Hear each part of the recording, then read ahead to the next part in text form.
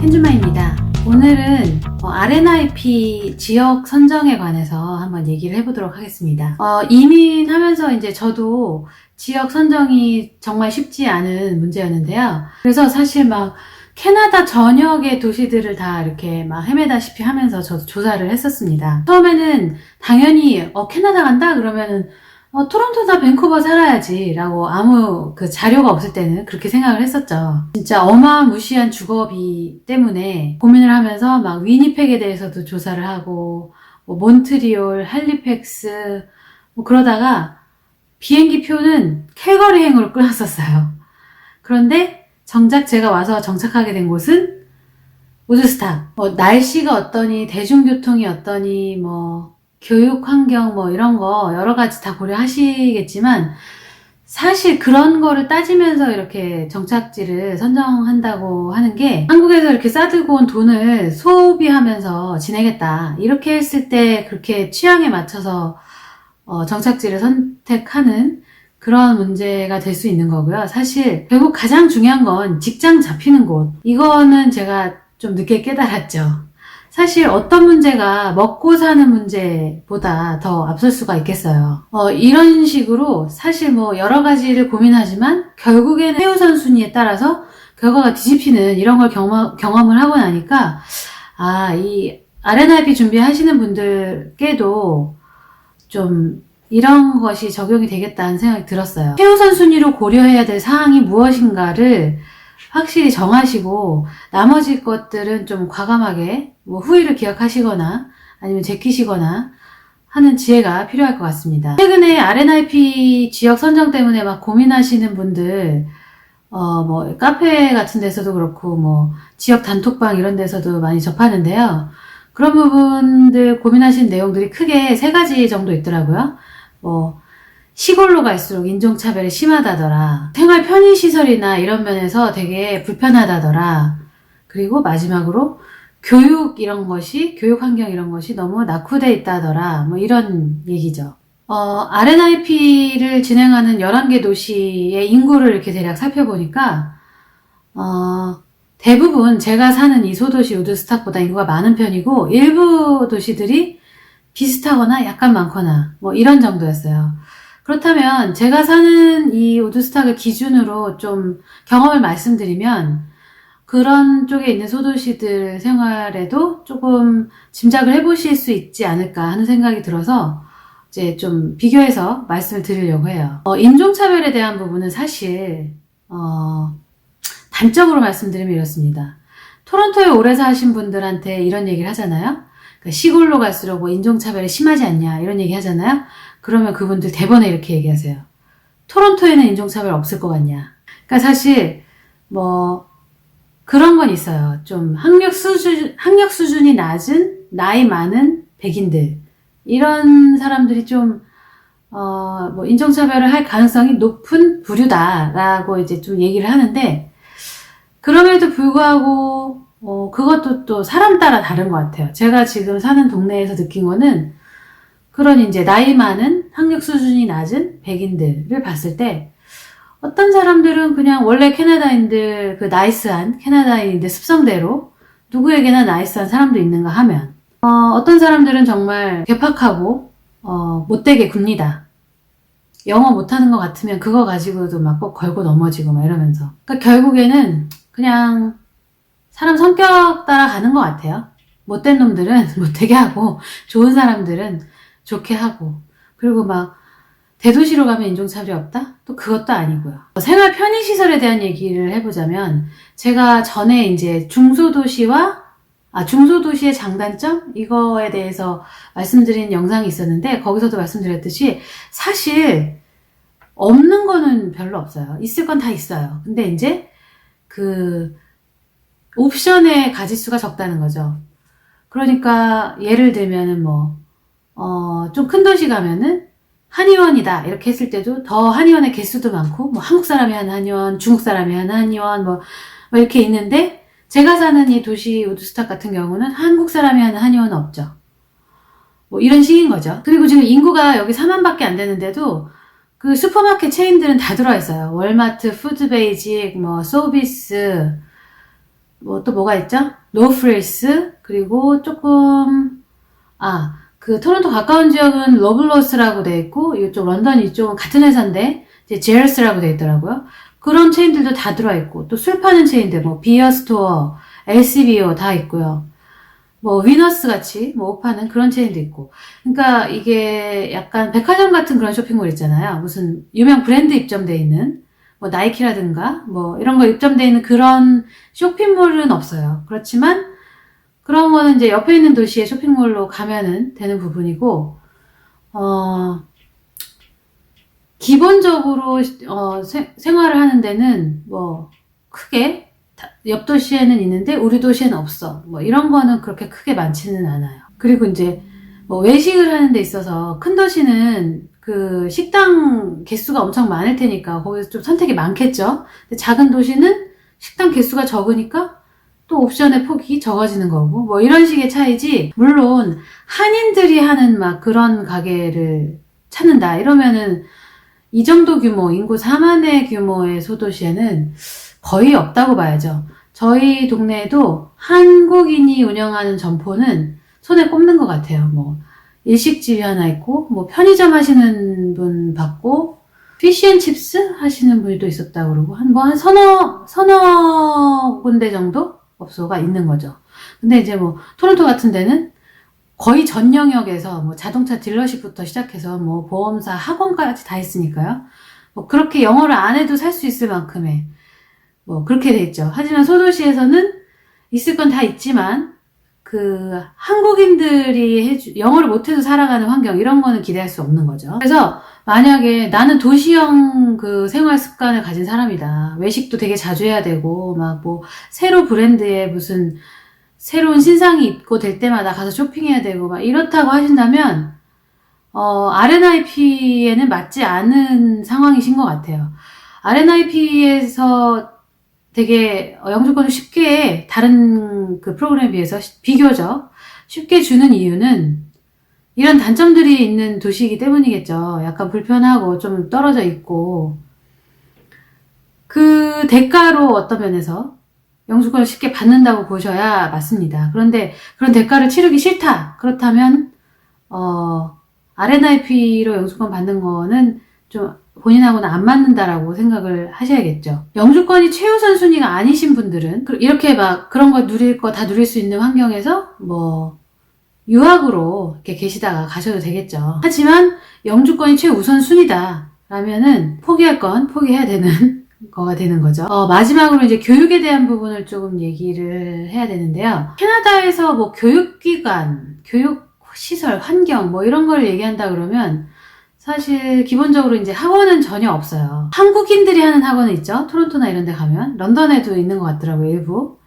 그렇지만 캐나다에서는 애초에 이제 학원이라는 건 없는 거고, 교육에 영향을 주는 어떤 기관이라고 한다면 학교 이외에 어떤 뭐 도서관이라든지 뭐 지역 시에서 운영하는 뭐 그런 기관들이 될 수 있겠죠. 저희 동네를 예로 들면은 기본적으로 시에서 운영하는 박물관, 또 미술관, 도서관 이렇게 있습니다. 그래서 그런 곳들에서 되게 유아를 위한 프로그램부터 뭐 10대를 위한 프로그램까지 굉장히 다양하게 운영을 해요. 그리고 여름에는 또 뭐 여름 캠프 같은 것도 시 정부에서 운영을 하고, 또 YMCA가 있거든요. 거기에서도 또 캠프도 하고 뭐 아이들 스포츠 프로그램 같은 것도 운영을 하고 하죠. 하지만 YMCA 같은 경우에는 시 정부에서 운영하는 그런 것보다는 살짝 가격은 더 세요. 인구 4만인데 뭐 이 정도면은 제가 보기에는 RNIP 지역의 다른 도시들도 상황이 더 비슷하거나 더 낫거나 그럴 것 같아요. 그리고 만약에 이제 뭐 학군 뭐 이런 걸 따지신다 이랬을 때는 사실 규모가 큰 도시에 비해서 소도시들은 뭐 10점 만점 기준으로 내는 그런 랭킹 있잖아요. 거기서는 아마 좀 떨어질 거예요. 그렇지만 캐나다에 이민 오시는 목적이 한국에서의 그런 입시 경쟁이나 이런 거에서 아이를 이렇게 구출시켜주는 그런 거를 생각하시는 분들이라면 사실 여기 캐네디언들이 사는 방식대로 사는 걸 추구하신다면 크게 신경 쓰실 바는 아닌 것 같아요. 왜냐하면 여기 사람들은 그런 거 별로 신경 안 쓰고 살더라고요. 근데 그래도 한국 사람들은 아무리 그렇게까지 막 여기 와서 막 의대 보내겠다 막 이러면서 애를 막 공부를 막 이렇게 할 게 아니라 해도 그래도 약간 뭐랄까 신경을 아예 안 써지지는 않죠. 저 같은 경우도 뭐 아이를 그런 헬 조선에서 이렇게 꺼내주는 게 데리고 온 거의 목적이면서도 그래도 약간 제가 생각하는 건 뭐였냐면 너무 형편이 없어서 아이가 나중에 뭔가를 하고 싶다는 게 생겨서 대학을 가고 싶을 때 너무나 형편없는 그 고등학교 성적이 그 하고 싶은 길을 가로막는 그런 수준은 좀 안 되게 좀 중간은 평균은 해야겠다라는 생각을 가지면서 이제 학교 랭킹이나 이런 걸 좀 보게 됐어요. 그랬더니 이 지역 특성상 우드스탁이라는 지역은 블루칼라가 많이 사는 지역이에요. 그러다 보니까 그냥 공립학교들의 학교 랭킹이 정말 형편이 없더라고요. 그래서 고민을 했더니 어떤 분께서 조언을 해주신 게 그럼 카톨릭 학교를 봐라. 거기서 좀 나을 수가 있다 하셨거든요. 이게 무슨 얘기냐면 캐나다는 같은 지역 안에 그 동일한 지역을 관할하는 교육청이 두 개가 있어요. 일반 교육청하고 카톨릭 교육청 이렇게 두 개가 같은 지역을 관할해요. 그래서 일반 공립학교들이 그 일반 교육청에 소속된 학교들이 있고 또 카톨릭 교육청에 소속된 카톨릭 학교들이 이렇게 있거든요. 그런데 보니까 카톨릭 학교가 좀 그런 어떤 학업 성취도 평점 랭킹 이런 게 훨씬 낫더라고요.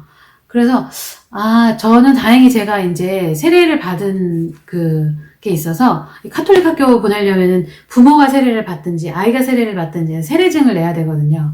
그래서 이제 다행히 카톨릭 학교에 보내게 됐어요. 그런 랭킹이라고 해야 되나? 그런 것들은 여기 오래 사신 분들이나 또 뭐 리얼터 분들 이런 분들 얘기 들어보면 중간 정도 이상 되면 큰 문제는 없는 학교다라고 얘기를 하세요. 그 말인즉슨 10점 만점에 5점 이상 이걸 얘기하는 거죠. 사실 10점 만점에 5점 이상 되는 학교는 그렇게 어렵지 않게 찾을 수 있어요. 그래서 그 정도 되면 큰 문제가 없는 학교다라고 보시고 보내시면 될 것 같아요. 막 무슨 뭐 10점 만점에 평점 8점 몇, 9점 몇 막 이런 학교를 굳이 찾겠다 막 이러시면 진짜 토론토 지역 가셔야 될 것 같아요. 그런데 사람들 여기서 오래 산 사람들 얘기를 들어보면 사실 학교 랭킹이 그렇게 중요한 것 같지는 않아요. 그거는 이제 내 자녀가 어떻게 하냐가 중요한 거잖아요.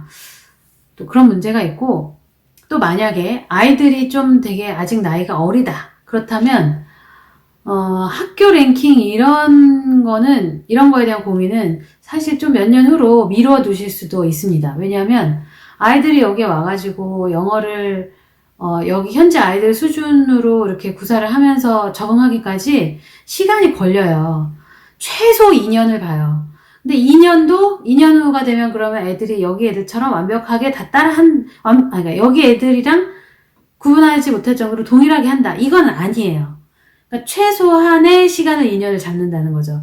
이랬을 때 사실 학교 랭킹이 뭐 8점대 학교를 다니냐, 7점대 학교를 다니냐 이런 게 큰 의미가 있을까 하는 생각이 드는 거죠. 왜냐하면 아이들은 지금 첫 목표는 친구들하고 놀고 하는데 의사소통을 무리 없이 하게 되는 이게 1차 목표예요. 사실 학교 생활에서 아이들이 가장 크게 부딪히는 문제는 친구 관계잖아요. 사실 수업 따라가는 건 그 다음이에요. 애들이 공부는 막 잘하는데 영어를 못해서 친구가 하나도 없어. 이거는 어느 부모님도 바라시는 바가 아닐 거고 아이가 정말 불행한 상황일 거예요. 그래서 애가 오면은 가장 1차적인 목표는 친구들하고 잘 노는 거거든요. 근데 저희 애는 지금 이제 1년이 조금 아직 안 됐는데 1년이 되어가는 이 정도 되니까 친구들하고 노는데 의사소통하고 이런 거는 크게 무리는 없어요. 물론 여기 현재 아이들처럼 하는 건 아니지만 그래도 친구들하고 노는 거 이런 거 따라가는 건 한단 말이죠. 하지만 아직도 수업 내용은 뭐 본인 표현으로는 한 뭐 50% 이하로 이해를 하고 있는 것 같다고 해요.